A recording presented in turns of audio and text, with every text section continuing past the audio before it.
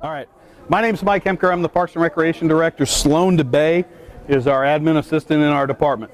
You cannot go home tonight without a number for our office. So if I don't touch on something that you want to know about, you have multiple items in your bag and you have my card. 759-4000.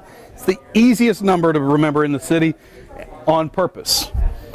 I selected that number a long time ago. It actually was PRKS or PARD, but then we went to a whole new phone system. So I said 4,000. Easy number. Whoa. Sorry, I didn't mean to spit on you. Okay. While I kind of set up the table, I want you to be thinking about leisure time. Leisure time is time that you have no other responsibilities. You don't have to play with the grandkids. You don't have to pick up food at the store. You don't have to pay the bills. You have nothing to do, nowhere to go, and you can do anything you want. Money's no object. What do you do in your leisure time? Hold on, what? Is there such a thing? There is, but don't shout it out yet. I just want you to think about what you would do. Some people read books, some people walk trails, and those are the only examples I'm going to give you right now. So that's what I want you to think about is leisure time, because we're going to talk about park facilities and what you do and what you want in them. So I'm going to show you a couple of different maps and tell you a little bit more about them.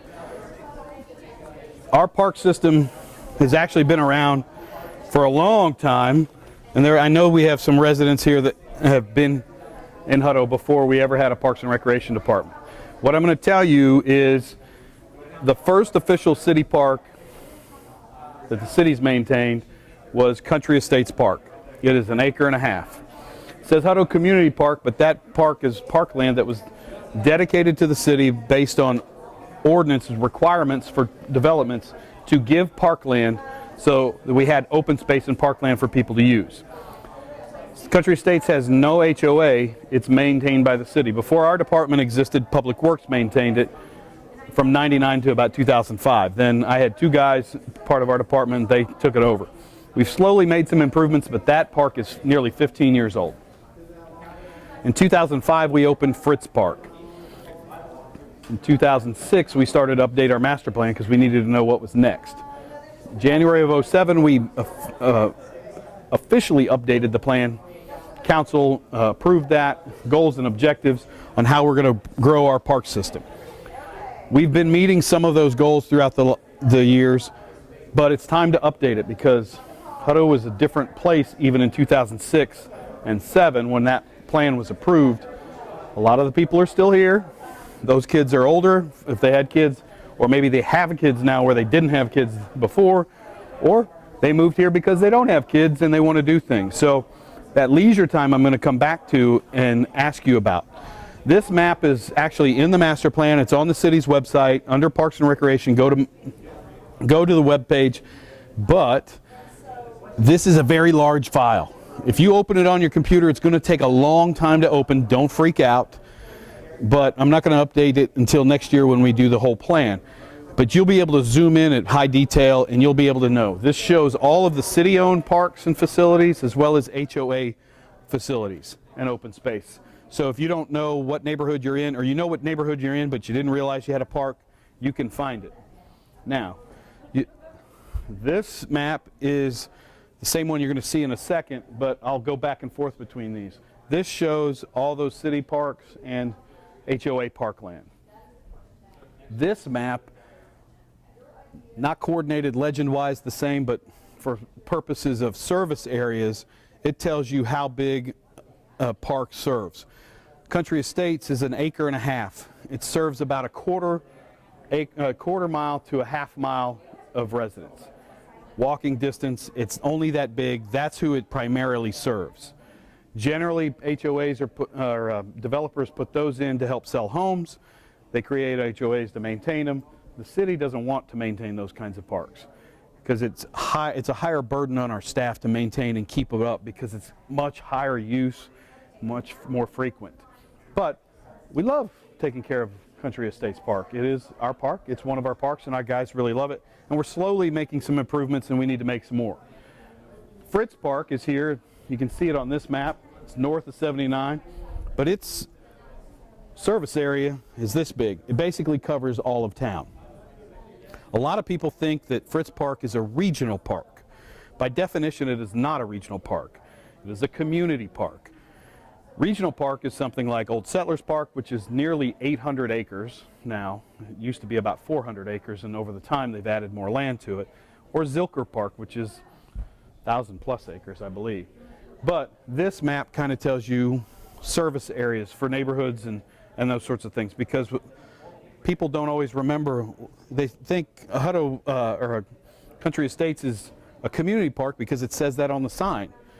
I had residents in that neighborhood say, well, yeah, everybody comes from all over town to it. And that may be true, but they don't walk to it. It's true service areas this big, even though somebody may visit it on occasion. But it is a public park, so anybody can come to it. In the last group, we had a gentleman tell us his favorite park was his neighborhood's park, which was an HOA park, but it was a problem because there are people coming, probably Hutto residents, maybe not, but they aren't neighborhood HOA payers, dues payers. And so by right, they don't have the right to be on those parks. And then we have the system to take them off. And he uses that system because he wants his neighborhood to use it. He's very proud of it, and it's great, but we want to make sure that the users, but it's our job as a city to provide parks for everybody, and different styles and different types and different entities. Back to the leisure idea. What do you do in your leisure time? Keep that in mind.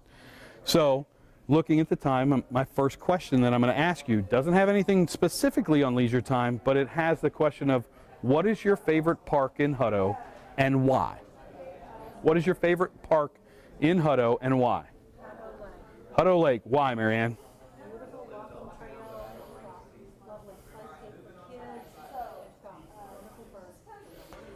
So, Hutto Lake Park, walking trails, great playscape, which was designed by kids. It's hills and things like that because they wanted to roll down hills.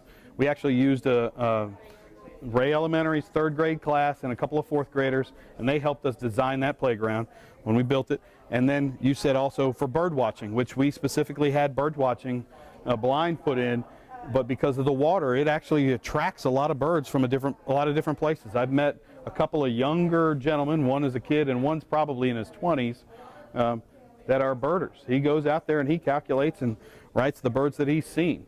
I know Marianne's a birder and a photographer, and it's a great place to do that. So, definitely. What else? What's your favorite park and why? Fritz, because of the pavilion, the large pavilion. It's a great park. It's probably our most commonly said favorite park. And that pavilion, I'll tell you, is the largest open-air pavilion in Williamson County. Nobody's got a bigger one. It's 120 feet by 60 feet. Nobody's got a bigger one. We've got it right here in town. We've got 20 tables out there, and you can arrange them. You can rent that facility. The little blue flyer in your bags has our number. You can rent it. You can actually reserve it online. So, for your parks. Combination of both Fritz and Cotton. Is it Creekside Estates, this one down here, which open space. Because of the trail. Connecting trail, okay. So Fritz and Creekside, connecting trail, you use it primarily for the trail? Cycling. Okay, oh, all right, great, perfect. You all over town, you can get almost everywhere without ever going over Highway 79 or the railroad. And honestly, that's one of the biggest, most important things about our trail system. As a kid, and I told the first group, I've met kids in Fritz Park that have ridden their bike from Glenwood. Through the connections of sidewalks, streets, and trails, they can get to Fritz Park without ever having to cross a major highway. They just go right underneath the railroad and 79. I can't tell you how these days that is such a big deal for parents, because how many of you used to ride your bike or walk all the time to go play ball or go meet some friends or do something, or we all did it. But this youngest generation doesn't really do that anymore, and we have the capability of having that right here in Hutto. Anybody else got favorite parks? Trail system. Walking, riding, together or solo, right? Because you've got family, and you cycle probably a little bit more solo, but we see it. Well, Are you tandem biking? No, we're not that good. Okay. That's all right. I'd make it all fall down. That's all right. Versatility of Fritz Park. I'm sorry? The versatility of Fritz Park. Versatility. So what do you mean by that? Okay. Well, you know, like Easter egg, our Easter egg hunt, movies in the park, when we do our concerts in the park. I mean, it just the park itself has such versatility. We're able to do so many different things with it. Versatility of Fritz Park, multiple events, community, specifically Easter, movies, concerts, those sorts of things. Fritz Park instead of the parks together, the acres together, that would be perfect, because then you have the open air pavilion. You'd have about an 85-acre park if those two were right next to each other. Water is a big, big deal. Water recreation is huge. So, Not the first group to talk about water recreation. it is what it is, they're not over together. Yeah, it's not Pflugerville Lake, but we can still do some things with that. And we've tried to get some groups involved with that. When we first opened the park, they didn't think it was lucrative enough, but there's some new people that I just found out about within the last couple of weeks. We're going to try to reach out to them and see what we can do for next summer. To try to get people, we want to introduce them to it because we have the capability of doing it. Whether we buy canoes and paddles and then go out there once a month, or we get a contractor to come do it once a month for us, we want to introduce people to those things. So the second question is, and this is where I'm going to go back to your leisure. What do you do for leisure? Now let me remind you that I'd be remiss if I don't tell you that it's a Parks and Recreation department, but the library is also part of our department. So part of the leisure could be reading a book under a tree. When we do the same similar presentation to kids for our youth and government, I remind them of that because there are a lot of high school kids that read books, and they want to do that. Now a lot of them are moving to digital books, and we have that capability at the library. But so you kind of know our park system. You've said what your favorite parks are and why. So what improvements would you like to see in our parks that you would most use? What improvements would you like to see in our park system that you would most use? So hypothetically, if you were a runner and an exerciser, you want an exercise station on a trail. But you could be a birder and there's something that you want, or whatever. So, yes? More benches around the. We actually have a lot of rock out there. We're waiting for the right Boy Scout to come around and create benches out of that leftover rock from the construction. That's the only reason why we've kept it. Yeah, it's on our project list for Eagle Scouts. Yes. We actually exercise, we go down, Excuse me. what is it, Town Lake? Town Lake. And we love, I dragged my head through it, but I love that, I love walking around. So whatever happened, we were supposed to have been avoiding the trail system around Brushy Creek. Okay, so it's still there. The Brushy Creek Regional Trail System actually reaches from Leander to Round Rock. It has some gaps. The city of Round Rock and their voters passed a $74 million bond referendum last year, just parks alone. And we're not to that bonding capacity yet, but which we would love, but they're going to fill in those gaps. The other cities or MUDs along the way are filling those out. We're on the tail end. So when we talk about stuff, down here at Starmark Dog Academy, they're going to work with us to donate land for a dog park. Brushy Creek here. We know where Hutto Lake is, and we actually have filled in this gap with green. So we have the capability of creating trail down to the Riverwalk area. The plan is to create trail that links here. The Crossings at Carmel Creek is going to donate multiple acres of land and build part of our trail system that will be our Hutto connection. Along that, and I'll be honest, I've been a lot of places along Brushy Creek, and I can't find a better looking place than this stuff that's all around 130. When that stuff develops and we have a trail down there, I'm telling you, there are boulders the size of all of these tables that you could go and then watch the creek. Now granted, you're going to hear some cars passing on 130, but you're going to have a tree canopy down there that you can see all kinds of birds and all kinds of wildlife, and we're going to have a trail that goes through there, and we're going to work with that developer to create that. And that's already in place. Those codes and those agreements are there. They are going to work with us, but they're going to build it for us, and then we will eventually maintain it. We'll maintain part of it, and they're going to maintain another part of it that's more on the mixed use side, where we'll have more of the public side. 4 minutes. I don't want to, I got real late in the last group, so I'm going to ask the question and then we can talk about everything. So we kind of talked about what improvements do you want to see. The next one's very similar to that, but instead of driving to another city to go do one of your leisure activities, what leisure activities or facilities do you think we need to include in our park system?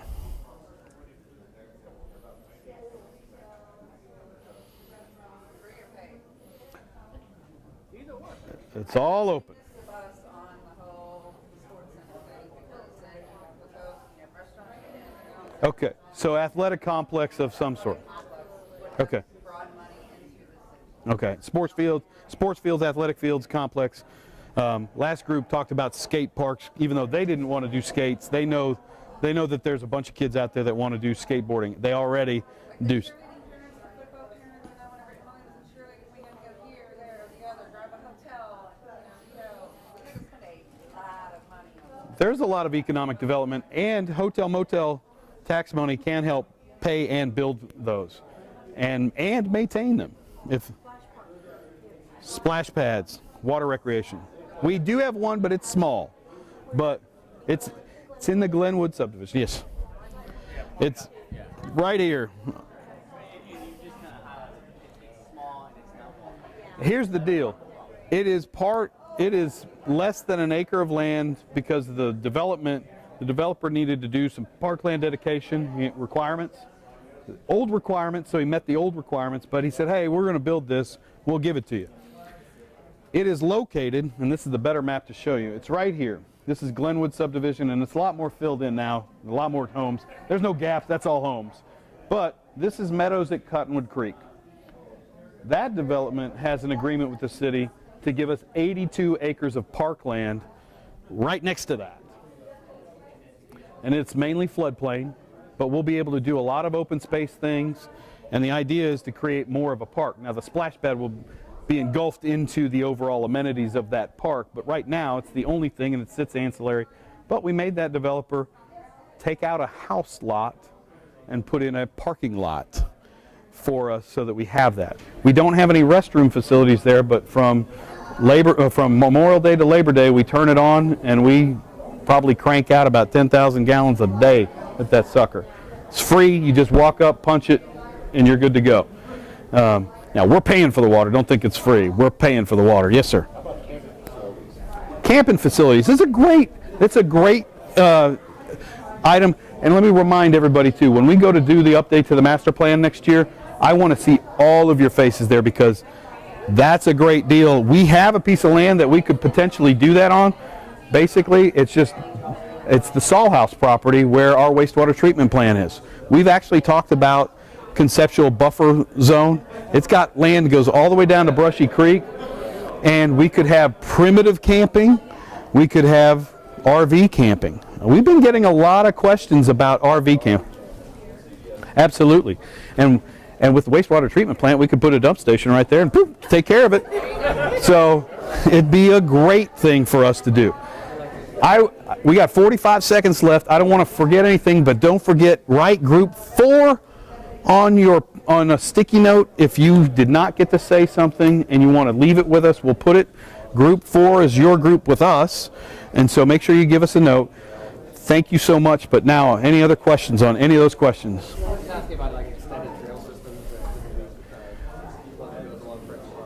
You guys have priority hit transportation, right? Did they talk anything about the pedestrian mobility plan?